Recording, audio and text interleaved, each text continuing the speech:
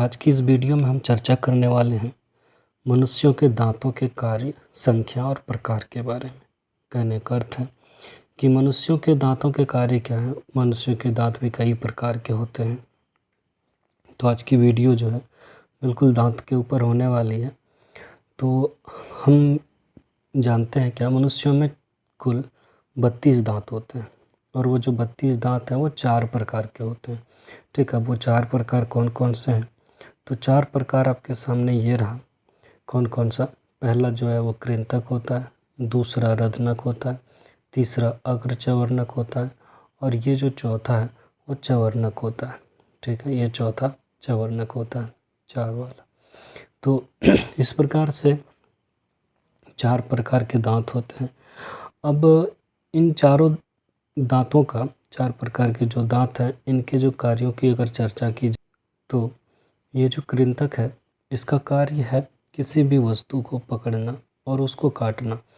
इसको काटने वाला दांत भी कहते हैं और काटने से ही इसका नाम कृंतक पड़ा है। ठीक है, और ये नीचे भी 4 होता है, ऊपर भी 4 होता है और टोटल ये जो कृंतक होता है ये 8 होता है।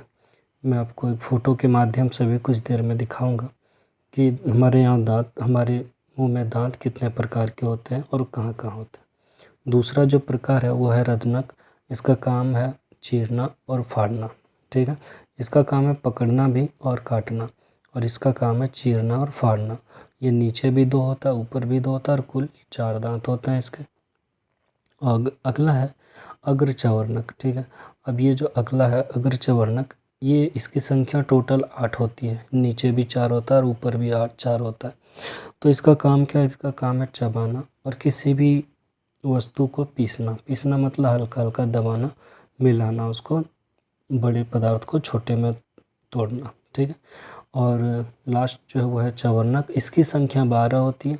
इसका पूरा काम होता है किसी भी चीज़ को, बड़े पदार्थ को छोटे में तोड़ना और इसकी संख्या नीचे भी 6 होती है, ऊपर भी 6 होती है।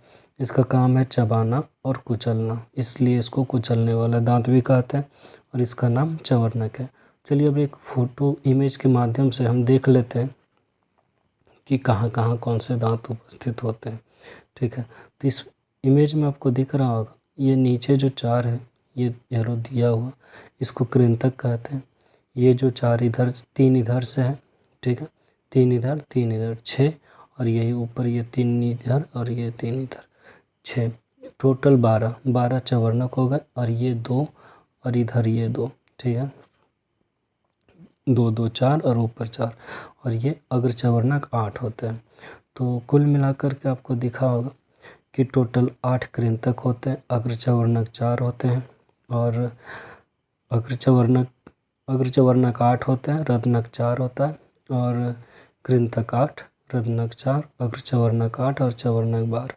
तो इस इमेज में और इस लिस्ट में आप पूरा कर लोगे कि कृंतक 8 होते हैं, रत्नक की संख्या 4 होती है, अग्रचवर्णक की संख्या 8 होती है और चवर्णक की संख्या 12 होती है। और इसके कार्य यहाँ पर लिखे हुए हैं तो आपको आसानी होगी उसको देखने में। तो आपको देख के उसको क्लियर कर लो। फिलहाल ये इमेज एक बार फिर से देख लो कि ये जो नीचे होता है इसको कृंतक कहते हैं। बिल्कुल सामने हमारे ये जो सामने वाले दांत हैं इसको कृंतक कहते हैं। सबसे आखिरी में जो दांत होते हैं उसको इधर ये वाले, इसको हम चवर्णक कहते हैं। ठीक है, और ये जो सामने होता है कृंतक के बगल वाला, इसको हम रत्नक दांत कहते हैं। ठीक है, अब दांतों की संख्या पढ़ चुके हम लोग। अब दांतों की संख्या के बाद जिस भी जीव में ऐसे अलग अलग प्रकार के दांत पाए जाते हो, ठीक है, कृंतक, रत्नक, अग्रचवर्णक, चवर्णक, तो ऐसे दांत वाले जो जीव होते हैं ना, ऐसे अलग अलग प्रकार के दांत वाले जो जीव हैं उन्हें विषमदंती कहते हैं। ठीक है, अब थोड़ा सा और ये बेसिक चीज़ है, आपको जानना चाहिए कि दूध के दांत क्या होते हैं, स्थायी दांत क्या होते हैं।